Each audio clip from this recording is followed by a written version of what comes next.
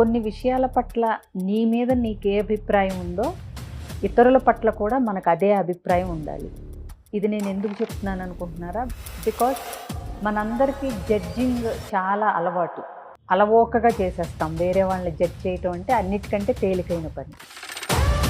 We judge others by their action and we don't bother about their intentions. అదే మన దగ్గరికి వచ్చేసరికి we judge ourselves by our intentions. అంటే ఏంటంటే నువ్వు ఒక మాట ఎవరినన్నా గబుక్కున అంటే వాళ్ళు ఏదో తప్పు చేశారు కాబట్టి అన్నాను అనుకుంటాం. అదే వేరే వాళ్ళు మనల్ని కానీ ఎవరినన్నా ఒక మాట అంటే వాళ్ళకి షార్ట్ టెంపర్ అనేది చెప్పేస్తాం. అలాగే మనం లేట్గా వస్తే దానికి రీజన్ ట్రాఫిక్ అంటాం. వేరే వాళ్ళు లేట్గా వస్తే వాళ్ళకి time sense లేదంటాం.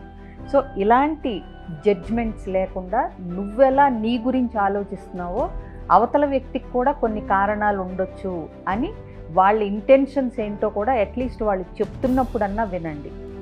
So stop judging people with your own biases. వాళ్ళకు కూడా కొన్ని అభిప్రాయాలు, కొన్ని పరిస్థితులు ఉంటాయని మీరు ఎంపథైజ్ చేయగలిగితే రిలేషన్షిప్స్ అనేవి చాలా బ్యూటిఫుల్గా ఉంటాయి.